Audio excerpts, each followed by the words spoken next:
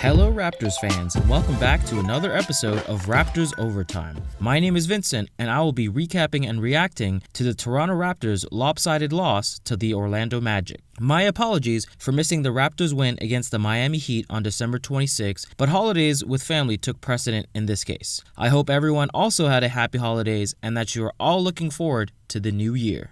Before we start the game, let's talk about the injury report for the Raptors squad. JV continues to sit out with a thumb injury, and Kyle Lowry also missed his second game in a row. Norman Powell has been a steady force off of the bench since coming back from injury, but also sat out this game for personal reasons. Alright, let's break down the Toronto Raptors' worst loss of the season to the Orlando Magic on December 28th. The Raptors' offense sputtered tonight, and their poor shooting performance gave them little to no chance of winning this contest. The Raptors played well in the first quarter and shot a good percentage from the floor. However, the second and third quarters saw Toronto score only 35 points. That's how much the Orlando Magic scored alone in the third quarter. In my opinion, with this loss, you could really see the Raptors struggling to control Vucevic on the offensive end. And the same could be said about the previous game against Miami and the big bodies of both Whiteside and Adebayo. With JV out of the lineup, the Raptors don't have the muscle to hold their own down in the low block against these more traditional type centers. This was on full display tonight, with Vucevic gobbling up the opportunity to post up on Pascal, Serge, and even on Chris Boucher in the fourth quarter. Sure, all of these guys are quick and can shoot the ball from long range, better than JV. However, they don't have the bulk nor the strength to prevent Vucevic from bullying them down in the low block. During some of the games where the Raptors have played against teams with more traditional centers, like tonight, it has really shown me the value that JV holds on this team. It also shows the efficacy of Nick Nurse's plan of staggering JV and Serge's minutes and starting whomever had the better matchup during a particular game. There have been some Raptors fans in the past that have asked for JV to be traded, but I think this stretch also goes to show just how valuable of an asset JV has become. The Raptors continue to play games without their full complement of players, and key pieces like Lowry and JV have missed significant time over the past month, when the Raptors have had a fairly tough schedule. So, as a Raptors fan, I think that it sucks that we have lost so many players due to injury this season. However, it's part of the game and it can happen to anyone. Hopefully, this means that the Raptors can get their injury woes out of the way early in the season and are able to be healthy down the stretch when it comes to the playoffs. As we have found it in the past, it doesn't matter what the Raptors do in the regular season. It's how much noise they can make in the playoffs that matter. That is even more true this year with Kawhi's looming free agency going into the summer. The most important thing right now is the health of this team. And if that means losing a few games earlier in the season due to players missing games with injuries, so be it. Alright, with that out of the way, let's talk about individual performances of the starters. Freddie got the start at point guard in place of Lowry. Danny Green slotted in at the 2. Kawhi started at the 3. Pascal was at the 4. And Ibaka started at the 5. Without Lowry tonight, Van Vliet was going to need to provide some solid minutes in the starting role. However, he struggled mightily against the Magic. Fred had a poor shooting performance tonight, going 3 of 12 from the field and 2 of 6 from three-point range. He finished with 11 points, 1 rebound, 2 assists, 1 steal, and 1 block. There was a point in the game where he went down hard on his right shoulder and didn't get back up, and it looked a little bit concerning for the Raptors. However, fortunately, he was able to return to the game and finish with 23 minutes on the night. It would be terrible to lose Fred Van Vliet to injury again, just when it looks like the Raptors are going to get players back. Danny Green had a poor performance tonight as well. He shot 1 of 6 from the field and only attempted 1 3-point shot, which he missed. He ended with 2 points, 4 rebounds, 2 assists, and 1 block. Definitely need more out of Danny, but he wasn't the only player who struggled tonight.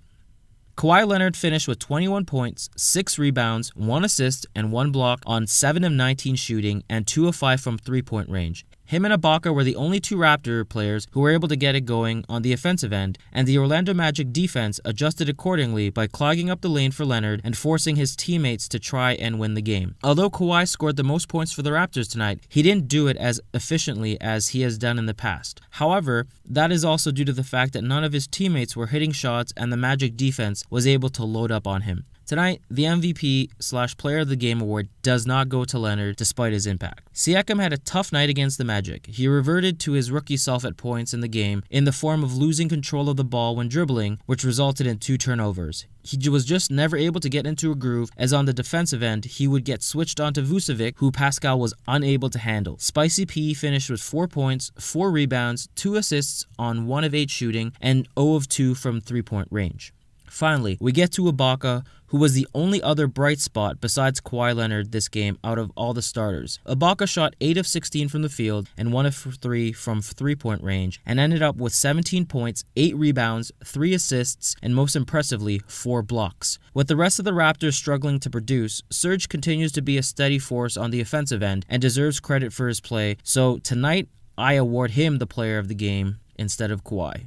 Alright, the starters didn't do so hot, so what about the bench players? Let's just say that the absence of Norman Powell was really felt. I didn't think I would be saying that this year, especially after his performance last season, but that was the case. He has provided some solid offense and defense after coming back from injury, and unfortunately, there was no one able to fill that void tonight. CJ continues to struggle with his shot, going 1 of 9 tonight and 0 of 5 from 3-point range. He finished with 7 points, 5 rebounds, and 1 block. DeLon Wright shot 2 of 8 from the field and 2 of 3 from 3-point range, finishing with 6 points, 3 rebounds, 6 assists, and 1 steal. OG didn't have a terrible night, but only took 4 shots, making 2 of them, both of which were 3-pointers. OG finished with 8 points, 2 rebounds, and 1 assist. Monroe was subbed in against Vucevic at times, however he didn't fare much better than the lankier Siakam or Ibaka. Greg missed several putback layups and ended the game with 0 points, 5 rebounds, and 1 assist.